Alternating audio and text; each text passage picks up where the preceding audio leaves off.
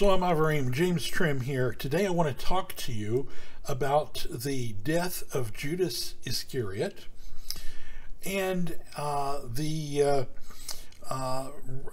resolution of an apparent contradiction between Matthew and Acts in each of their records concerning his death. Before we get going, I want to ask everybody to please donate to support these videos. For those that don't know, my wife is chronically ill. She's disabled and she suffers from chronic pain. I am her caretaker. Donations have been low as of late, and at the time of the making of this video, our rent is past due. So please donate to support this work. You can do that by sending donations by PayPal to donations@wnae.org, or you can click on the donate link in the video description where you can donate by PayPal, Zelle, or GoFundMe. Okay, also please like this video. We have a really good like to view ratio, super good. We want to keep that up. We also ask you to please subscribe to this channel, click the notification bell so that you'll get notified when new videos come out. Let us know what you think of this video in the comments section and participate in the discussions in the comments. And I read those. They often lead to new videos in response to some of those. Also, please share this video with your friends on social media, on Facebook, Twitter, in relevant Facebook groups, etc. Okay, so recently, by the way, also there is a link in the video description where you can find handouts that go with this video in a PDF file. So I encourage you to click that link and download those handouts for yourself. All right, so recently a counter missionary that I was debating with online said that there was a contradiction in the scriptural accounts of the death of Judas Iscariot.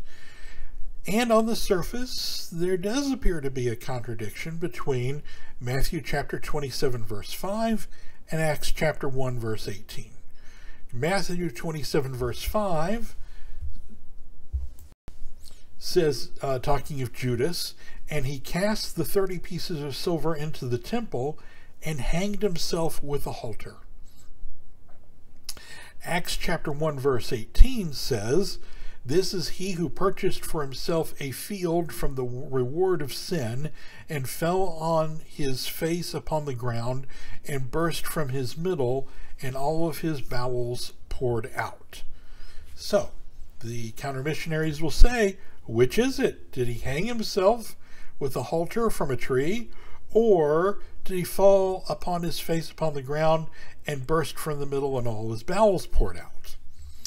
Well, that's kind of an odd way to die. I mean, you know, people fall all the time without bursting in the middle. But there is a rule in the 7 rules of Hillel. The 7 rules of Hillel are 7 rules for scriptural interpretation that Hillel the Great wrote. He didn't invent them. He just codified them for the first time in written form. And these are 7 rules to help us understand the scriptures. Now, apart from the rules of Hillel, there is a principle of hermeneutics that tells us that if you understand one scripture in such a way that it conflicts with another scripture, then you're misunderstanding one or both passages. That's a corollary of the axiom of the inerrancy of Scripture. Okay, there is beyond that something called the 6th rule of Hillel, which is, as I said, one of Hillel's 7 rules. And the 6th rule of Hillel says that if we have one passage that seems to contradict another passage, that a third passage often resolves the conflict. And that is the case if we apply the sixth rule of Hillel. If we look at these two passages, Matthew and Acts here, recording the death of Judas, and we say, oh, they appear to contradict. I understand them in a way that's contradictory. Then that means we're not understanding one or both of them. And if we follow the sixth rule of Hillel, then that's telling us that maybe there's another passage somewhere that resolves the conflict. And that's exactly the case. But it requires us to understand the Ketuvim Netzarim in light of Jewish tradition and the oral law, and in light of a nuance of Torah. So the passage in question is Deuteronomy chapter 21, verses 22 through 23. So let's start out. The important thing here is that there was a custom. It was customary. It was halakha to detach not to detach the body of a hanged man from a tree before burial, because the tree itself was felled and buried as well. And since it's the halakha to avoid contact with a dead body because of its ritual, it being ritually unclean, it was unnecessary to do so. It was unnecessary to detach the body before felling the tree. So if we look in the Torah, in Deuteronomy chapter 21, verses 22 through 23, we read, "And if a man have committed a sin worthy of death, and he be put to death, and you hang him on a tree, his body shall not remain all night upon the tree, but you shall in any wise bury him that day. For he that is hanged is accursed of Elohim. And your land be not defiled, which Yahweh your Elohim gives you for an inheritance." This is why there was a rush to bury Yeshua, by the way, after his crucifixion, before dark, before evening, because Jewish days on the Jewish calendar begin in the evening. So the Hebrew to this passage literally says, "For burying you shall bury him," or "for burying you shall bury it." The use of a verb with its own infinitive, that's a common idiom of the Hebrew language in which a verb is amplified. However, we can add to that something called the 10th rule of Eliezer's. Eliezer wrote something called the Bereta of 32 Rules of Interpretation, and this rule of Eliezer's 32 rules says that repetition brings out a point. In this case, the repetition of the verb is taken by the Talmud to teach us that the tree is felled and also buried. Reading from the Babylonian Talmud, Sanhedrin 46b, our rabbis taught, speaking of the passage, "Then you shall hang him on a tree." This I might understand as meaning either a cut or a growing tree. Therefore, Scripture states, "You shall surely bury him," literally, burying you shall bury. Thus, it must be one that needs only burial, so excluding that which needs both felling and burial.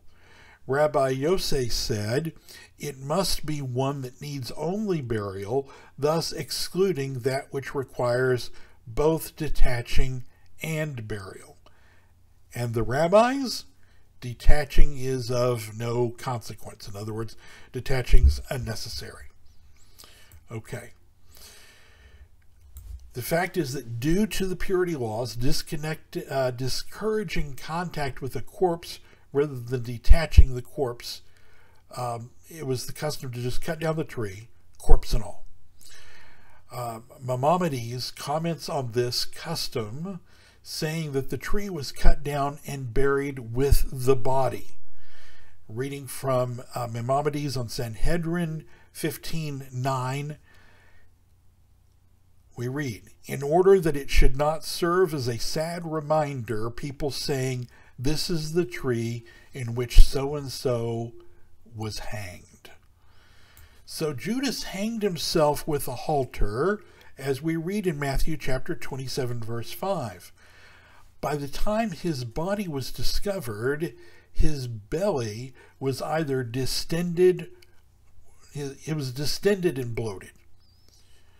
Following the normal custom, the halakha, the tree in which he hanged himself was cut down or felled, body and all, with his body still attached, with intent of burying them both together. When the tree was cut down, he fell on his face upon the ground and burst from the middle, and all of his bowels poured out, as we read in Acts chapter 1, verse 18.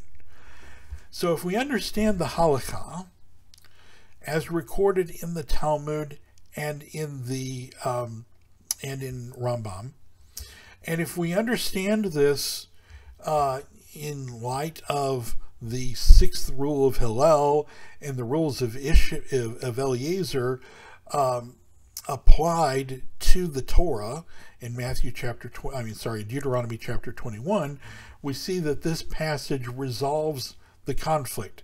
At least the traditional understanding of this passage is understood and recorded in the Talmud and elucidated by Rambam. So there is actually no conflict at all between the recording of the death of Judas Iscariot in the book of Matthew and the record of the death of Judas Iscariot in the book of Acts. The apparent conflict comes from not understanding Jewish halakha. Anyone with a good understanding of Jewish halakha on how the tree is cut down and the body and the tree are buried together, according to the Jewish halakha, that there is no conflict at all. It's just a matter of having a good Jewish understanding of Matthew and Acts. All right? All right, well, again, these videos, I believe, are unique, and I hope that you benefit from them and you learn something maybe you never knew before, and that it builds up your faith. And so I'm just asking everybody to please consider donating to support these videos, and you can do that by donating by PayPal to donations at wnae.org, or by clicking on the notification link in the video description. There you can find how to donate by PayPal, Zelle, or to our GoFundMe account. And also, please like this video. Click the subscribe to the channel and click the notification bell so you'll get notified when new videos come out. Let us know what you think in this video in the comments section, and participate in the discussions in the comments. All these things are things that the YouTube algorithm looks at to decide which videos to recommend to new viewers. But you can also do that by helping us get out to new viewers by posting these videos on your social media, on Twitter, on Facebook, in relevant Facebook groups, etc., to help us get the message out. Until next time, everybody, shalom.